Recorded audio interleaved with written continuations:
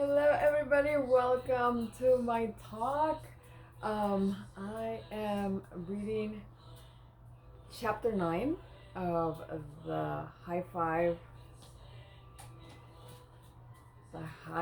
Habit. And this one hit home. You know how I've been saying that most of it doesn't apply to me because it just hasn't. And this one did because it's isn't it easier if I say nothing? That's completely me. Like I let it talks about being a mad, and I am completely a mad people pleaser. Um, I rather not say anything than have somebody be mad at me. I hate people being mad at me. It makes me depressed. I don't like it at all. And this opened up my eyes to some crazy stuff, you know. And I read the whole thing, and the chapter is good if this is one of your problems, because like the whole time is like, oh my god, yes, oh my god, yes. But I'm not gonna remember all of it, and I didn't highlight. I don't want to write on my book because I'm gonna trade it with my sister for the. She has the 5 4 3 2 1, which I want to read that one more than I wanted to read this one. So I'm trying to finish this up so I could trade because I'm sure she already finished hers. But anyway, okay. So one of the things that it says, it talks about, like I said, being a mad people pleaser, and order to in order to please people, you stop, doing things that you want to do. You put yourself aside, so people won't be mad. The things you want, the things you dream of, um, because of that.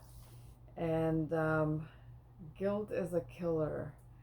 About guilt is how misunderstood it is. You probably think other people make you feel guilty. Not true. The fact is, feeling of guilt are self-inflicted. So you make yourself feel bad, like you think, oh, the other person must be thinking this, and you make yourself feel bad when that person's probably not even, thinking of you or anything. You do or think or say because they're thinking of their own little insecurities. Um, Then she goes on to talk about the pool table story, which, if you know Mel Robbins, you probably heard the pool table story already about her dad gifting her the pool table um, for her wedding. But anyway, I'm not gonna go there because I'm pretty sure a lot of you already heard that story. You doormat. Okay, this is the part about the doormat, which I already talked about.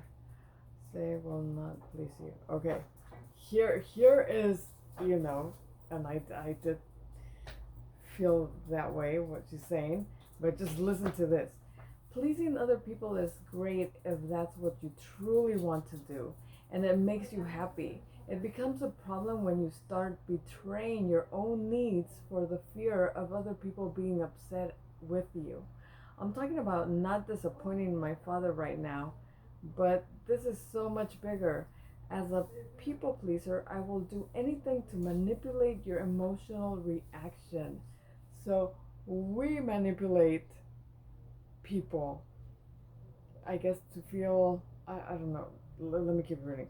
I use the word manipulate on purpose because I knew it would bother you. People pleasers think they're being nice. I always think I'm nice. Do you think I'm nice? Because I think I'm nice, and I don't think I use people to make me feel nice. But anyway, that's what she's saying. Anyway, no, we're liars.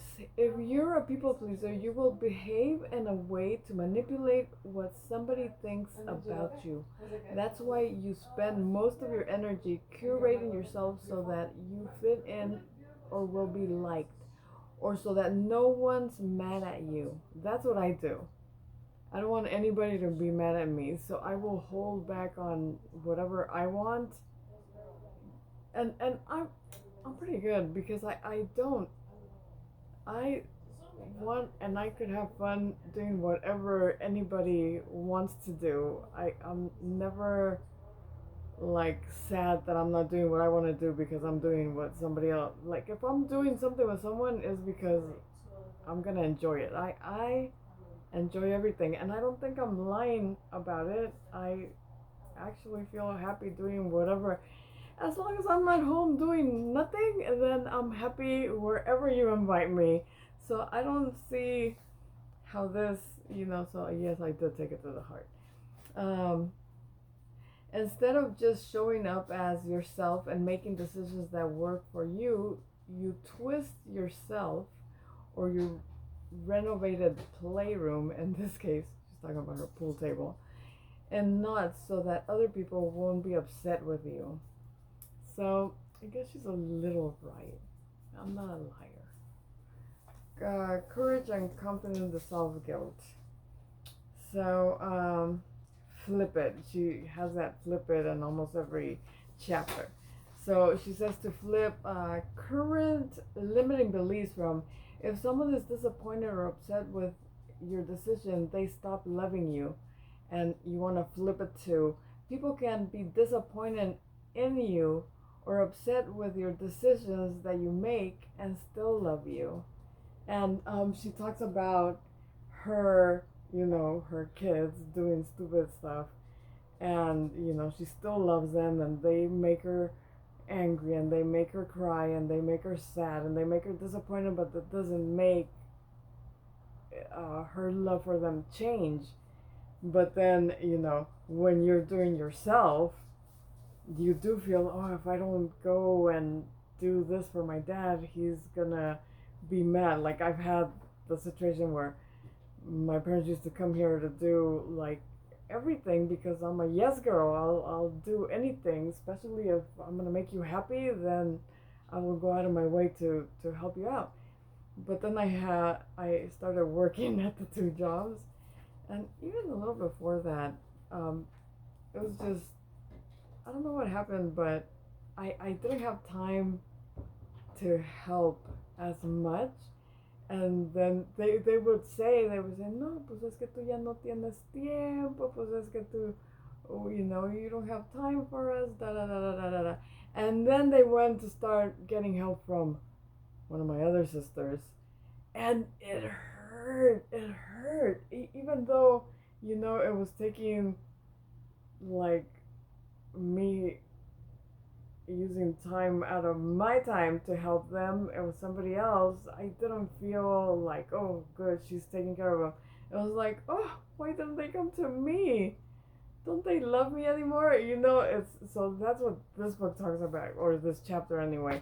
And I did feel that, and but I truly, right now, I truly cannot. And when I go there on Sundays and my dad pulls up all his mail so I can read it for him, I still do it. And feel happy to do it and pick up the phone. I think that's why he likes me because, like, he'll give me something. I go, oh, we just called this number here. Give me the phone, and I'll like immediately do it because I know that's the only time I have to do it. I can't tell him, oh, let's do it tomorrow anymore. I used to do that, but anyway. So hike up your big go past. It's okay. I was okay.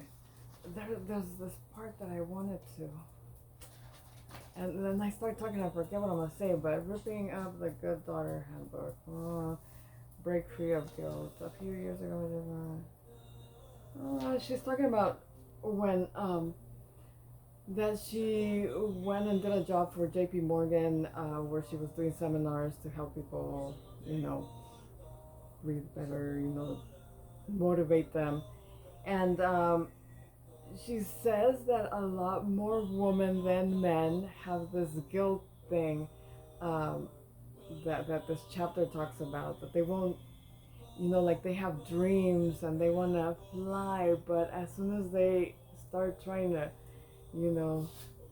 blow their wings, then they remember, oh, but then I'm not gonna see my kids, or then my husband's gonna get mad, or then, you know, if I leave my job, my boss is gonna be upset, or so they're always putting themselves second to to what other people want, and I could relate to that. Guilt contact level. If you think you're guilty, I can't have this. I should want this. Oh, I can't have this. I shouldn't want this. They'll be hurt if I do. No, what I was just saying. You are damned if you do and damned if you don't. If you think from love you see the world full of possibilities instead of sacrifices, I can take the promotion and still make time for my kids' recital. I can live far away and still love you deeply. I can be an amazing daughter and not call every day. I'm writing about this because it's an issue I struggle with in my own life and work on personally. So that's her. But I can relate to that, You don't feel guilty. Time and time again, women ask me, okay, it was always this way. So she's talking about this. I put this here for a reason. Here is for. Okay, I'm gonna read the example because it's probably where I. Okay, for example, if you keep missing. Oh, okay, here it is. Guilt can be heavy and difficult, but isn't always bad. There are two kinds of guilt. There is a productive guilt, who knew, and destructive guilt. When using productivity, when used productively, guilt gets you to care very deeply about the world around you and your place in it. It builds awareness of how your behavior impacts others. It protects relationships, nudges you towards kindness, and then motivates you to change.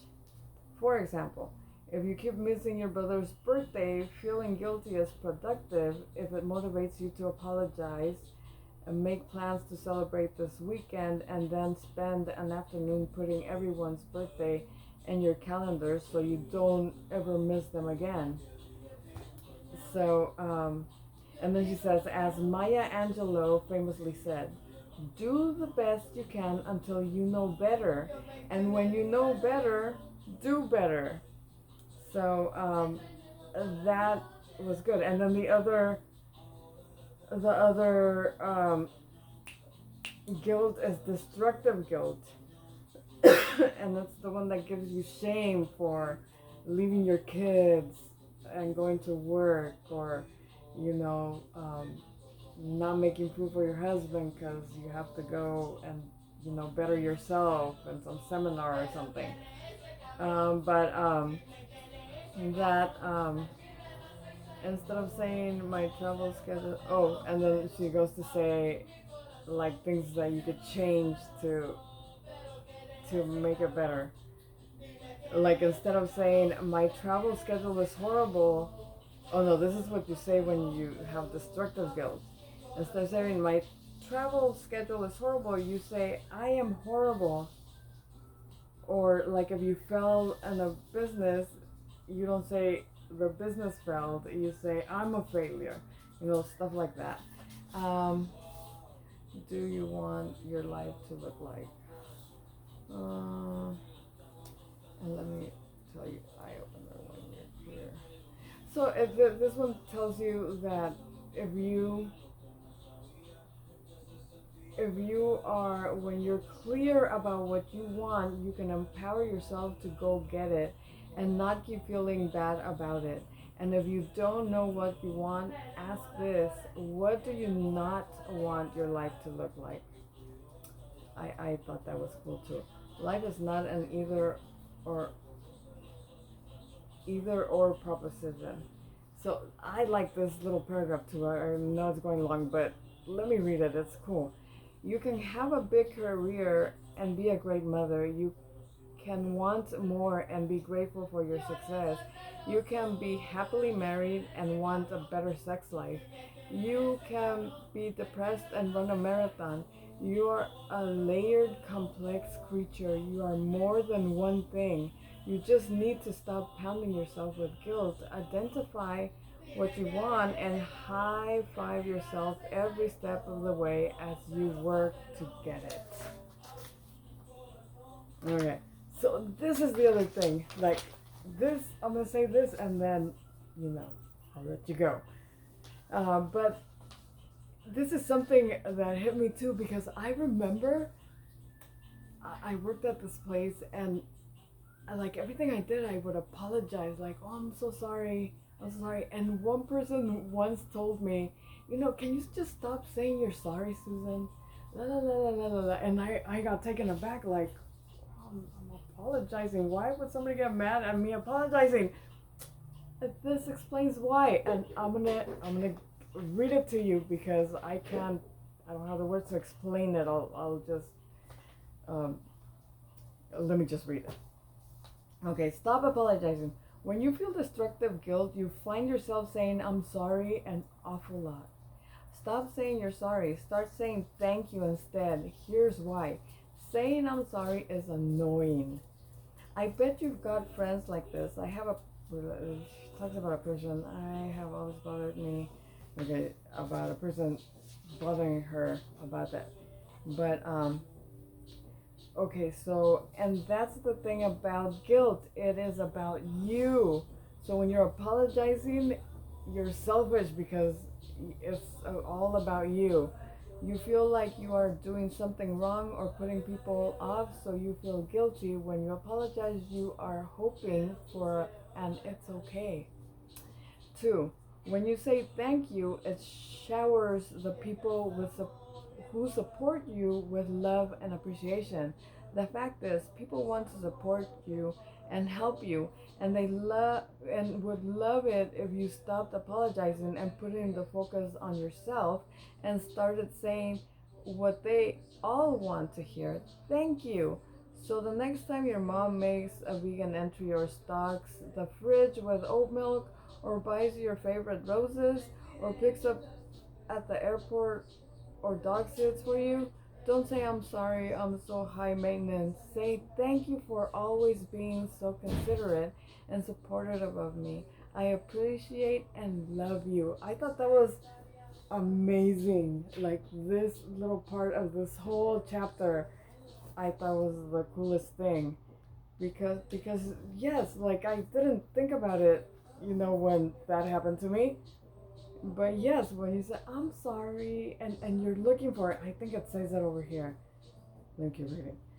Saying thank you is how you take your power back. It not only puts your emphasis on the other person, it it does something cooler. It gives you your power back. You are acknowledging that you do have needs and you appreciate that people see them and help you fulfill them. Once you start doing this, you'll be surprised how often you need to practice it. When you apologize, you're communicating that you feel bad about yourself. You're saying that you've done something wrong by needing help and support. Now, look, if you have done something wrong, then say so. But doing what's best for you is not wrong. When you say thank you, you are celebrating someone else for showing up and supporting you. You're also accepting that you're worthy of celebrating and support. Celebration and support. So I love that. Loved it. And let me see, do I have anything else? Oh, 4. Thank you is a high five. When you say thank you, you share in the celebration of people in your life and yourself. There's another benefit. You model a high five attitude for your kids. So this is the end of the chapter, and it just shows how you what you do. Your kids are always watching, and they're gonna follow in your footsteps. So, um, you know, make them proud. Do things that they're gonna be proud of you for, not like things that you're always feeling sorry about yourself, and them just feeling, look, I have a sorry mother, and I must be sorry too. So just show them something to be proud of, so they'll be proud of you, and then try to make other people proud of them. And thank you. I love that thank you note here. Um, I think it was my favorite part because I did not like that I'm very selfish for being a people pleaser, for being a yes girl. I am a yes girl, um, but I have a great family, and I don't say yes because I want to make them happy all the time. It makes me happy to make them happy. I don't know how to explain it, but I don't think I'm selfish. I think I don't know. I don't know. I don't think I'm fake. I don't think I'm a liar. I think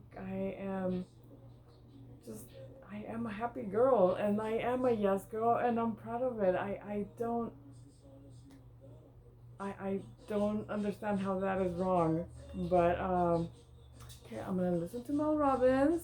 I'm gonna say thank you a lot more. Sorry, it's gonna be gone unless I do something really really bad. Um, but I really like this chapter. I like this chapter because I'm gonna push forward. I'm gonna blow my wings, and I'm gonna be me, and I'm gonna be happy, and I'm gonna follow my dreams. With that, I leave you because I think this is the longest video I've always done.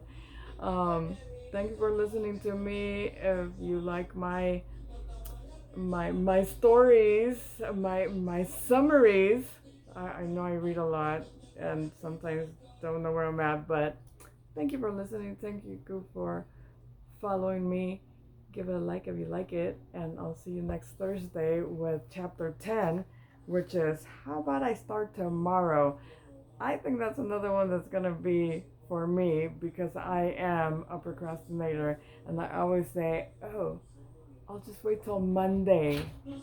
And if I skip Monday, then I have to wait another week. But anyway, thank you so much. I see you next week. Bye bye.